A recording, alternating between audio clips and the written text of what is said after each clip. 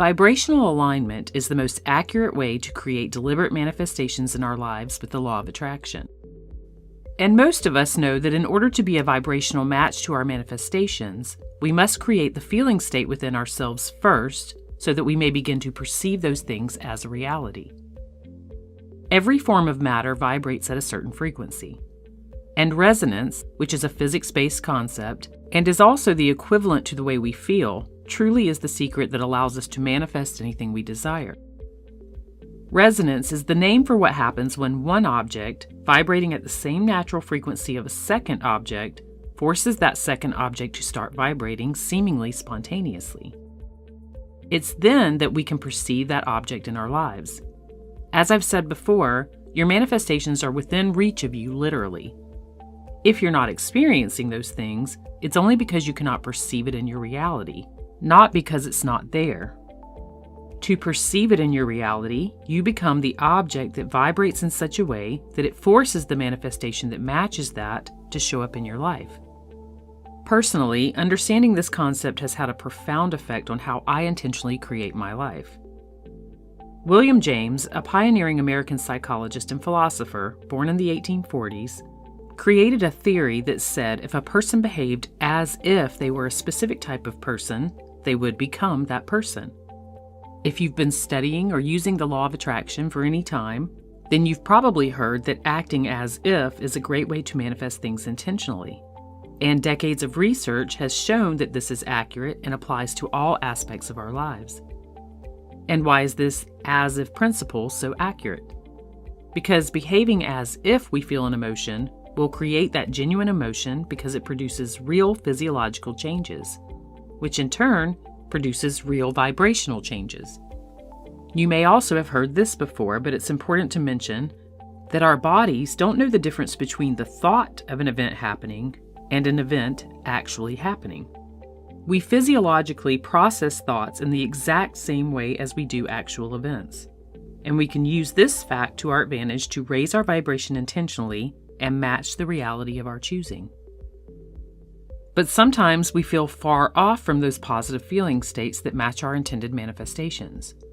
And making the leap from feeling uncertain or lack or unhappiness to a much higher vibrational emotional state can seem like a daunting task. From an emotional scale point of view, we rarely move from a lower emotional feeling state to what is considered a higher emotional feeling state in an instantaneous way. When I realize that I'm experiencing a lower emotional feeling state and I'm ready to create something new, I know it's time to do a little work on my vibrational meter. This is not to say that it isn't a good idea to sit with some of these emotional states that are considered lower on the scale, process them, and allow them to flow when needed. However, when you're ready to shift out of that to create something new, it can be helpful to have a few tools to do this. Hi, everyone. I hope you join us today. I think this is an incredibly important conversation that we're going to have. We're going to talk about like high vibrating behavior, and then we're also going to talk about low vibrating risks. And we're going to get into the reason why a lot of people fall into that cult mentality and things of that nature. So I just want to preface this. This is just a podcast that we are just conversating. This is stuff you can Google, you can look up on YouTube. Neither one of us, of course, are doctors or psychologists. So this is just definitely a dialogue to open up some minds and maybe present this conversation out so that you can talk about it with your family or with your friends or something along that line so that we can really dive deep into what's going on. So I'm going to turn most of my time over to Nancy, who has done a lot of the research and her conversation. So I'll jump in when I can, but Nancy, go for it. Okay. The way I got interested in this is I was thinking about sort of cult-like behavior that people get into, and I ran across a scientist out of California. He's University of California, I do believe. His name is Robert Lustig, Lustig. And he is, I'd run into him previously because he's a huge proponent of how processed foods are killing us. And he's the one that's done all the major research on how fructose corn syrup being in our food is leading to 75% of the deterioration disease that we see in people my age and younger people, the what they call a metabolic disorder. And I know I was trapped in that. And I read some of his stuff when I was starting to do my dieting, and I followed some of his things. And as if you know, I do keto, I avoid carbs, but he also, it has a whole lot to do with your brain science. And so I ran across a show he did, and it was in 2018. And it was about how they now know enough about actually testing people's brains to see what's happening.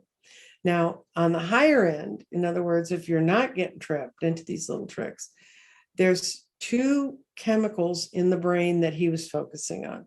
The first one is serotonin, which is a neurotransmitter. And for those of you who don't know, your brain has little gaps and the neurotransmitters go between the gaps. And well, neurotransmitters are chemical messengers that transmit signals from a nerve cell. These signals can be passed from one nerve cell to another, from a nerve cell to a muscle cell, or to a gland cell. Neurotransmitters are used by the brain to help regulate breathing, digestion, and even heartbeat. They can also affect other things such as concentration, sleep, and mood. So how do neurotransmitters work? When a nerve cell fires a nerve impulse, neurotransmitters are packaged inside of synaptic vesicles. These synaptic vesicles fuse with the cell membrane and release the neurotransmitters, which cross a fluid-filled gap called the synaptic cleft. These neurotransmitters land on receptor sites of another nerve cell and pass on the nerve impulse. This happens very quickly. More than 100 neurotransmitters have been identified, and some important neurotransmitters include acetylcholine, which is key in activating muscles. Norepinephrine increases heart rate and blood pressure. Dopamine deals with pleasure and rewards. GABA suppresses some types of anxiety, and serotonin, which promotes the sense of well-being and happiness. And that be the basics on neurotransmitters. Help brain information move. And then serotonin does it in a lovely, charming way. And serotonin, in his theory, relates to feeling happy, having happiness, having a long-term sense of joy, what we would call, the things we're trying to do with meditation, with focusing with crystals, or reading cards to focus our energy into something that's giving us positive feedback. That's a serotonin activity. And if you get serotonin in your brain and mood's one line and time is the other, the serotonin just rolls along like a little river. It doesn't go up, doesn't go down, doesn't take through that. Serotonin is a neurotransmitter, meaning that it is a chemical messenger that communicates information throughout your brain and body. It is primarily found in the central nervous system, blood platelets, and the digestive tract. Serotonin has many important functions in the body. In the digestive tract, it helps with contraction of intestinal muscles, helping food move through the system. It can also act on gut nerves, signaling pain and nausea. If there are irritants in the food, more serotonin is released, which moves the food faster, leading to diarrhea. This process also can induce vomiting. Serotonin is also stored in blood platelets. When a blood vessel gets damaged, platelets arrive blocking the breakage, and they release serotonin, which helps trigger the blood vessels to narrow, thus stopping or slowing the loss of blood. Serotonin is believed to contribute to the feelings of well-being and happiness, and it may affect sleep and appetite as well.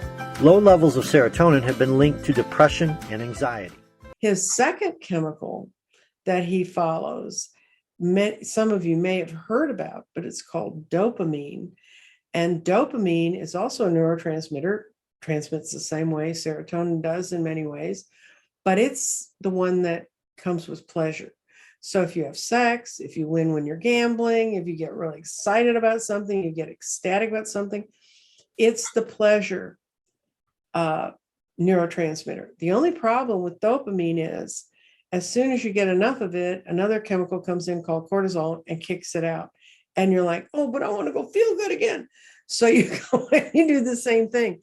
And unfortunately, for the things that really trigger off dopamine are ingesting sugar, caffeine, alcohol, nicotine, illicit drugs, And that's why RX drugs make you feel better. They create an artificial kind of dopamine that goes in there and makes you feel better.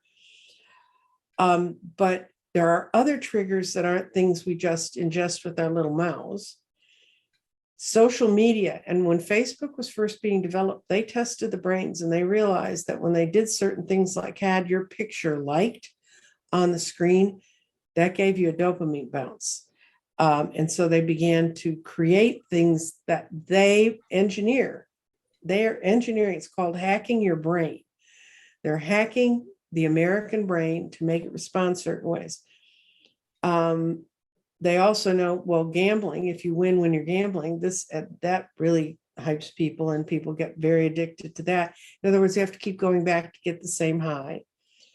And zealot beliefs, whether they're political, personal, or religious, those also trigger people off. So when people get isolated into groups, and the definition of cult that we're going to use is cult is a social group that's defined by unusual spiritual, philosophical beliefs, or by a common interest in a personality or a goal. So, you could say people who are big sports fans, they're feeding that dopamine high too, but they're not going to hurt anybody. But some of those tracks that people have gone down to feed that dopamine and take care of that, it just drives you into what we now call the lower vibrations. And since I've been studying a lot of dowsing, I've been studying a lot of vibrations, and it really, they totally correspond. And one of the things that happens, and you'll see when you see a friend drifting away or going off somewhere or, changing, they don't listen to you. And someone you knew you could go to and say, hey, this tablet is white. And they're going, no, it's blue because somebody else told me it's blue. So they've lost that ability to do that kind of critical thinking. The other thing you'll notice is they get isolated from other members and friends so that they don't get other input. They're totally stuck in the input of the person that's running the deal. They emphasize, all of a sudden they're talking about certain doctrines or certain ideas, and you're going, but that doesn't make sense. That's not what's really going on. They seek inappropriate loyalty from their leaders and to their leaders. And in the cases of some of the cults I looked at, it became a place of sexual favors. And then people were shamed because they'd done certain things sexually, and then they had it on them and they kept them in the loop. They dishonor their family unit. They don't want to be connected to family anymore. They start crossing social boundaries you would never have seen them do before, either sexually or with their own sense of personal space or violence. And then ultimately, they really separate from what we used to have a communal thought in this country that this was sort of the way things should go. And in all these cults, they broke from that. So I guess the biggest part of it is we're working really hard. The ascension is based on developing in your brain the serotonin. And I know Joe Dispenza runs a bunch of workshops. There's a bunch of different people who do it, they call it neuroplasticity, and it's changing your brain. When we study neuroplasticity in our world, we think, oh, we're making everybody get higher and better and do things better. And that's honestly what I think they're all doing. But we have to understand, if neuroplasticity means we can get better, it also means we can get worse. And I think some of the most famous cults that you can rattle off is Moonies, which were, they changed and they've altered, and they're still Moonies. The thing about all these cults is they don't really go away, except for Jonestown. Everybody died down there, so that didn't go anywhere. Branch Davidians, for the most part, they burnt up, but there still are people in Texas who are Branch Davidians. And the Manson family, they all ended up arrested, and now the majority of the people that were in the Manson family are my age or just a little bit younger, so they're too old to offend again, I guess. There's also, and it's not just a US thing, there was a guy in Japan who created a thing, he called himself Shoko Akashura, and that was enough to learn that name. He had another name, but his family said, don't use our name. So he came up with that name. But he created a group called Om Shunriku, and they let off poisonous gas in the Tokyo subway. He was executed for that little maneuver. But at the point that they did that, it had 30,000 members all over the world, and primarily the other place outside of Japan, where there were a lot of people tied to them, was Russia. And this starts to play a part in some of the foreign ones. There was also 2 Frenchmen that had the Order of the Solar Temple, and they ended up having mass suicides and over a period of 2 years. And they kept trying to find the rest of the cult because they wanted to save them from killing themselves, but they all hid until they all killed themselves. There was Applewhite, the guy who did Heaven's Gate, who told all the people that Hale Bopp, the comet, was coming to take them to another planet. So they had to have on the right tennis shoes, and they all found them dead in a house in San Francisco. And that was in 1997. And then Canada's had a guy too. They had a guy up there who ended up, he was a raging alcoholic and a complete psycho. And he got a whole bunch of people to live on this farm with him. And he did experimental surgery on him. And I will stop with that and let you imagine. But anyway, so it's not just here. And that was in 1988. The Moonies go back to the 60s. The Jesus Freaks go back to the 60s. I've seen these people all my life. And for a while, I thought we were getting further away from them. Now, sometimes I read stories that I worry. If you know of movements where people start handing over all their money and they're isolated from their families. And I've heard, I think Sheila's going to share a show where we saw that news story recently. But the QAnon JFK cult in Dallas is tearing families apart. Quote, Katie Garner's sister left her family behind and drove to Dallas about a month ago and has cut off almost all communication with her family. Her phone calls and messages are also being monitored, according to Garner, who believes her sister will never return. Quote, she left her children for this and doesn't even care. She's missing birthdays and holidays for this. She truly believes this is all real and we're the crazy ones for trying to get her to come home, but she won't, Garner said. I don't believe she will ever come back from this. We are in mourning. Quote, according to Garner, her sister has so far handed over about $200,000 to the group, and she is being forced to drink a hydrogen peroxide solution and to take, quote, biopellets to ward off COVID-19. But what we need to know is, yes, there is that dark other side, but devotion, if it's put in the right way, with meditation, with prayer, with good thinking, with working on your ascension, with coming in touch with your guides and things, that's not a thing, because Lord knows I don't have anybody coming to my house handing me money and saying, I want to join your group. I mean, I just talk about the things I talk about. So I guess it's kind of a warning about cults. The other things, people can be deprogrammed and brought out of cults. That's a whole nother show probably, but it can happen. You don't have to give up on your family members, but understand what's going on inside of them is not just words can get there. You have to break that brain cycle of the chemistry that they've gotten themselves in, and pray for them to have enlightenment and hope something from our end that's light and bright and wonderful can go in and intervene with them. But when they say they're going away from you, that's their choice, not your choice. You know, we have unfortunately we have a culture of let's face it, we have Trump supporters and then us, right? We have QAnon and then us.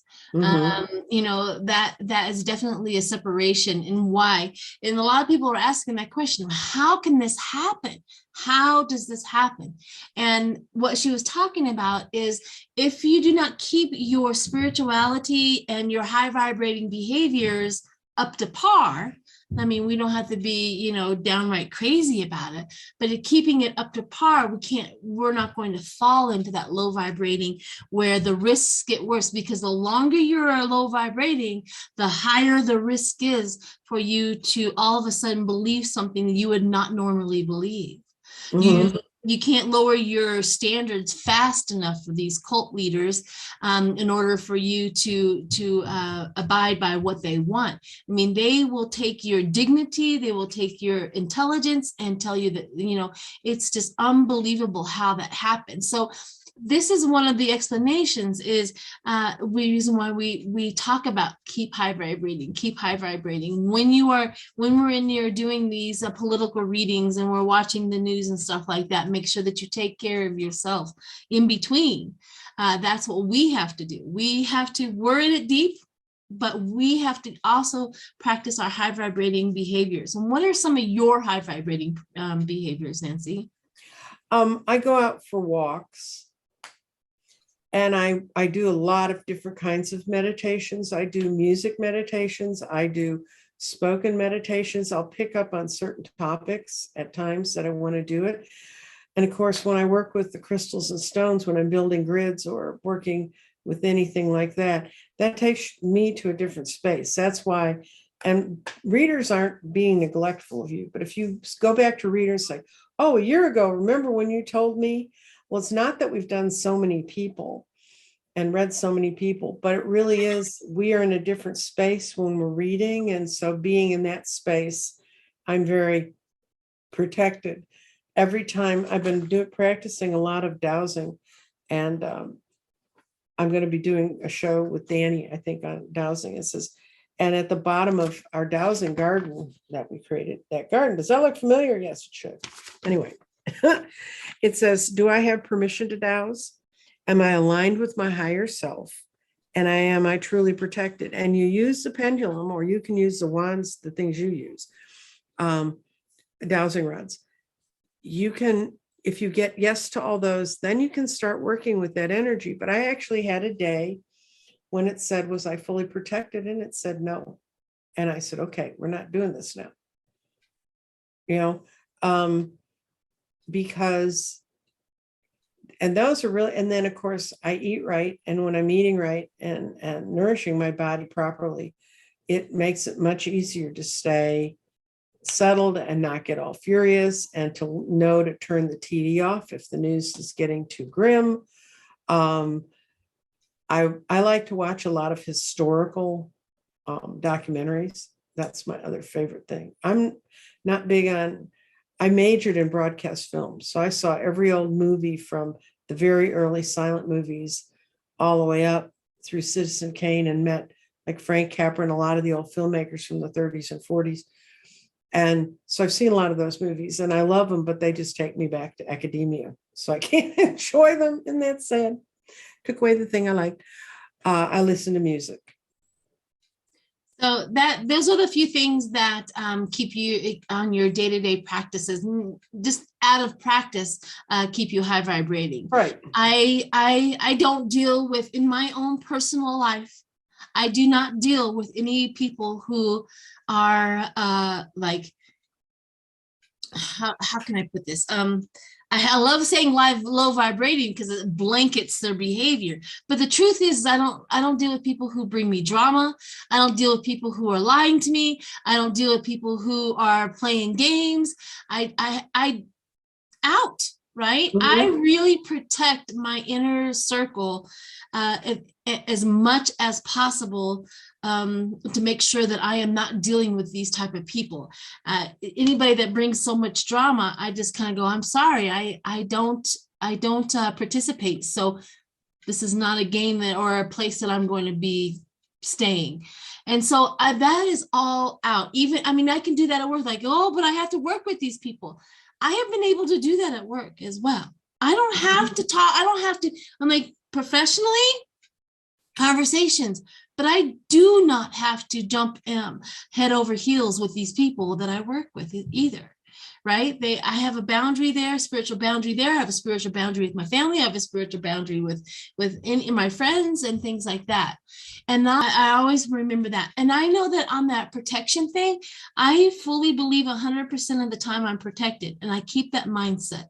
I'm always protected 100% of the time. That never changes. I've never denounced protection. And so I also keep that in there. And that has worked for me at all times.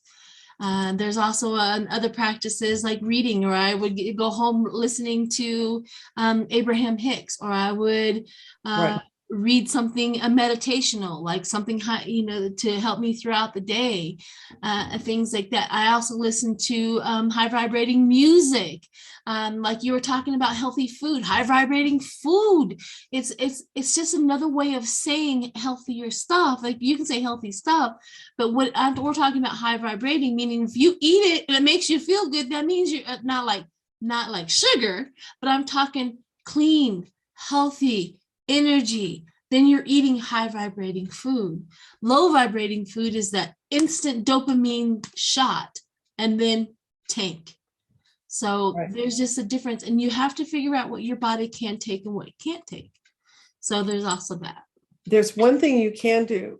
Radley Valentine wrote a really good book called Becoming Your Own Genie. It's an autobiography, and one of his chapters is, when do you have to let people go? And I really wish I'd read this book when I was a younger person, because it was really an incredible trip of growing in your power, growing in your science. And one of the things he does is he uses Archangel Zadkiel, and that's the archangel that's over memory and forgetfulness and things like that. And he would pray for Zadkiel to come help him with these people.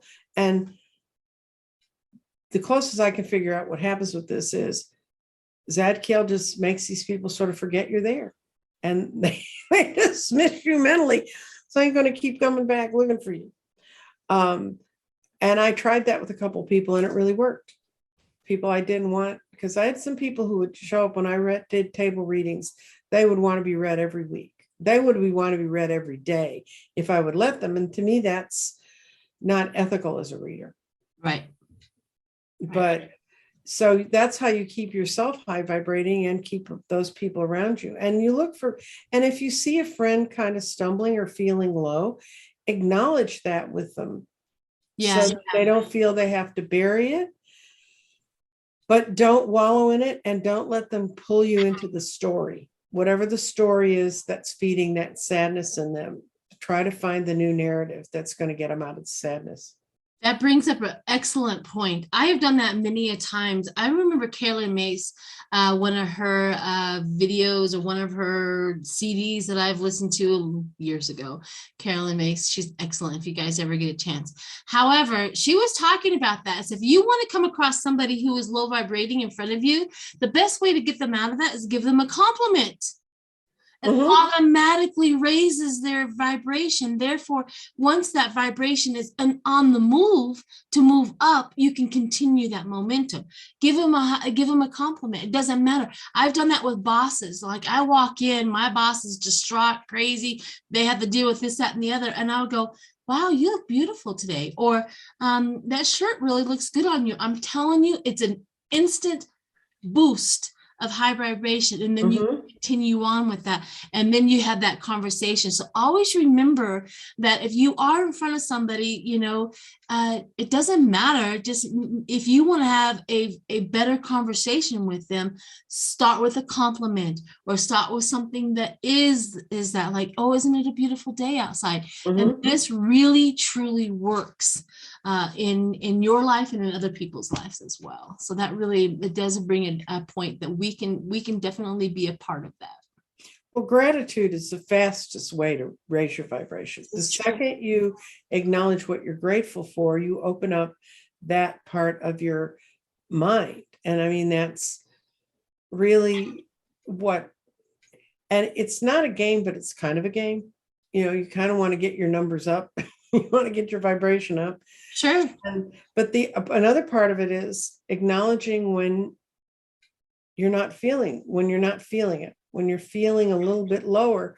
By just acknowledging it, it gives you the space to think of ways to work forward. And of course, my whole goal in all of this is to convince everyone to don't dive off into those groups. I think the singular point in all the groups I researched, and they did kind of give me a headache looking at that stuff, was that the person who joined the cult thought they went in. I read a really good one about a woman who joined one in in college, and then ended up going to a religious training thing to be a missionary. But what she ultimately admitted is she gave up all sense of self. And the fact she held on to little bits of herself is the reason she escaped before her best friend was murdered in that cult. And it's a Christian cult. What they do is the cult leader connects you like, I need you to sympathize with my well-being. Mm-hmm. Once they connect you to sympathize with my well-being, therefore, anything that anybody does to me, you're going to fight for me. And all of a sudden, with that type of power over somebody, I need you to sympathize with my well-being. And this is how manipulators do it. Then they have you, because you will never be important in the whole scenario ever. I will be important. Therefore, somebody's talking bad to me. Do you see what they're doing to me? Yeah, we see. So now they're the rebel. Now they're the fighter of your well-being. And this is exactly how they connect with you. And this is why Trump, when he was going to his rallies, do you see what they're doing to me? Mm-hmm. You see what they're doing to me. All of a sudden, all of them are now, yeah, we got to protect him. We've got to protect him. And that all raises their dopamine, and they feel elated when they leave, and they don't even remember why they were, and they move on.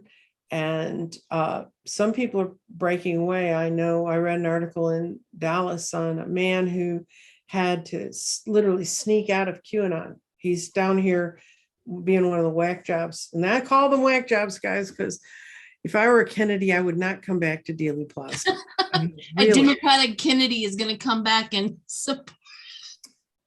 Well, anyway, so now it took Dallas. Dallas is in part problem with this. They should stop those. I mean, trust me, if anybody else was down there demonstrating, Correct. They don't have permits. I've called a city councilman about it that I know, and he said, I'm working on it. But and it's this whole thing of don't take my guns.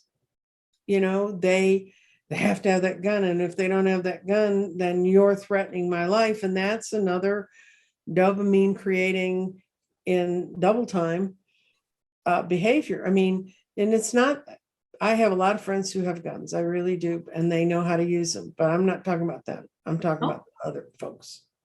Well, it's like I always tell them, it's like, we're not here to take away your guns. We just want to keep guns out of crazy people's hands. Mm-hmm. And they want, but if you restrict anything, you see, then they automatically go into panic. Like, well, if you restrict this, you're going to just go straight for our guns. They want you to feel that they're victims all the time. So don't get smashed into that. And I always rebut that with, you're not a victim. And all of a sudden it shuts them up, because they don't know what to do when you don't believe that they're a victim, you see. It can't be all about anything other than, them.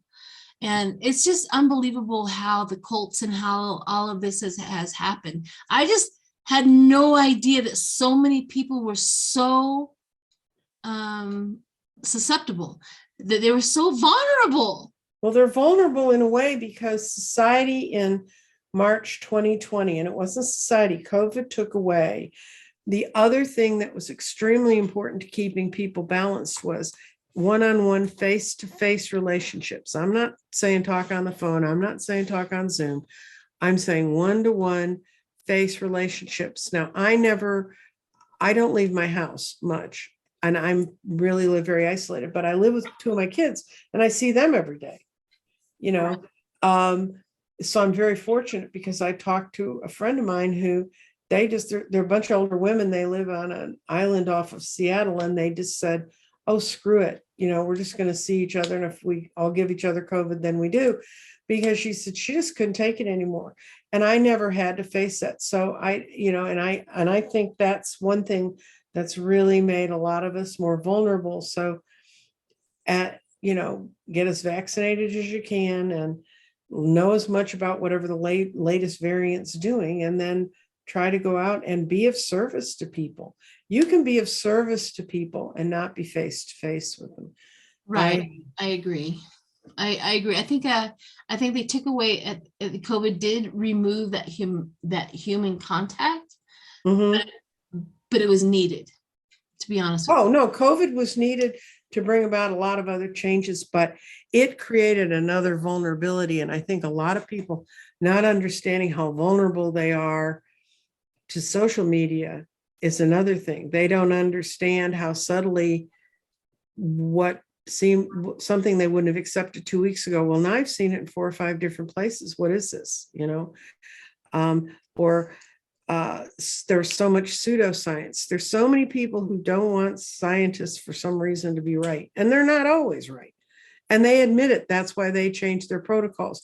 There's people who want what was yesterday to be tomorrow, to be 10 years from now. And I can guarantee you at the age of 72, I don't care what age you are, that's not going to happen. Well, I find it really weird how they attack science. However, they have been living in a science-filled house. Mhm. Science got you electricity. Science got you plumbing. Science got you everything that, every carbon monoxide poisoning. You know what I mean? They believe full-heartedly in science if they live in a home. Mm-hmm. There's no doubt in my mind. When I turn on that lights fixture, that was science who got you there. I believe that my light is going to come on. So they believe in science. This is all literally cult behavior in belief. It has nothing to do with science. That's how they explain it. This is my leader. My leader tells me this. My leader tells me this. And this has nothing, this is just how they explain it. So they throw a whole lot of explanations out there to soothe us, thinking that we're going to believe in their BS. But the truth is, they're just being fealty to their leader. I was raised by a doctor, and he told me that there was nothing worse than him trying to deal with family members of people who they believed had been harmed by medicine. What they had was a disease that 20 years before they couldn't have treated at all. Now, maybe they made it, maybe they didn't. He was a physician, and a lot of time he was in surgeries, and a lot of time when it was a lot of cancer stuff.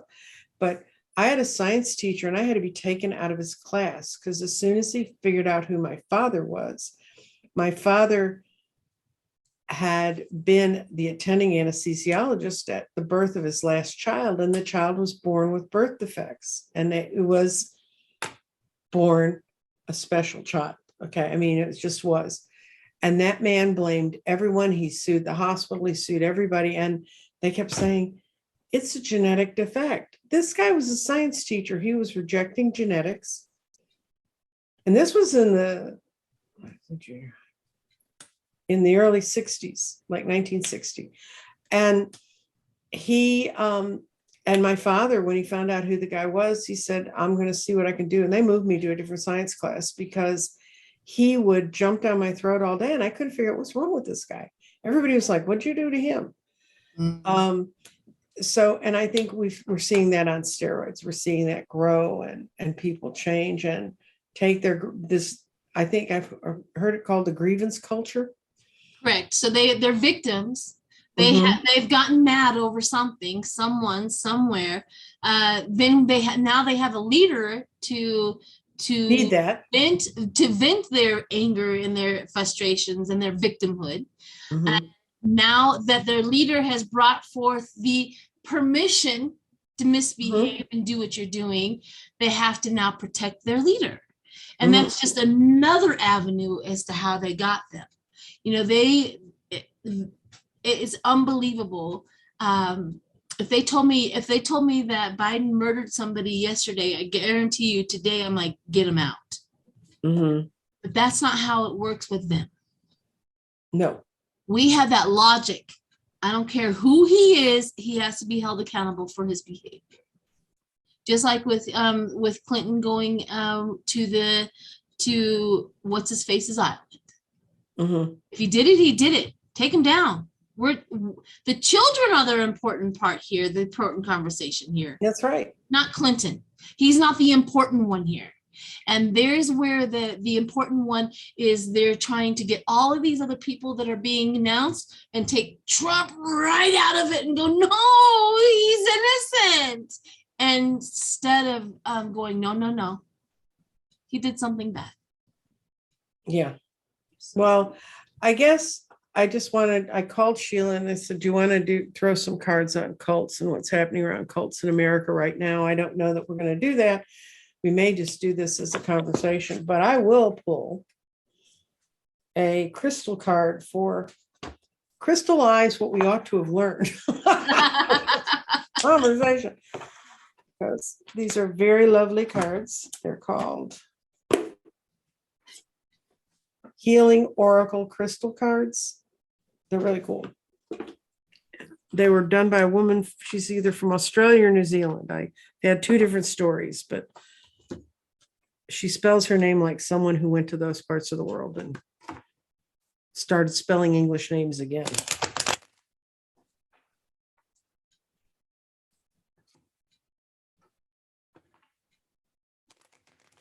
But the other thing to remember is we're all vulnerable. Fire agate. And fire agate's for creativity.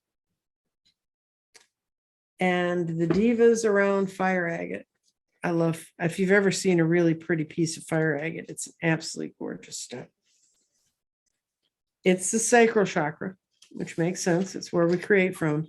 Assists in dissolving blocks around artistic gifts and talents, enhances your self-confidence, which is a key to stay on. This encourages you to get in touch with your dynamic nature, assists you to move forward with passion and positivity, deepens your passion for that spark of life, fueling your internal flame, invoking inspiration, and stimulates and balances your life energy. So, fire agate. So that's what this is about. Don't be afraid to go out and engage in things. Just be watchful and, make sure that, and do your own thing. If someone else is off hurting, you can do what you feel you can do. But I tell you, when they start to take me down, I agree with Sheila. When someone's vibration really starts to take me down, I'm out of here. Because you've only got so much life to live, kids. So I think Michael Bernard Beckwith always says this, like, I'm not going down there. You're going to have to come up here. Right. I'm not going. So, all right. Well, thank you everyone for this conversation. I hope you enjoyed it. I will definitely be getting back with Nancy for other conversations that we do have. So I hope you have a wonderful day. I hope you got something out of this. And thank you, Nancy. And we'll see you later. Bye-bye, guys.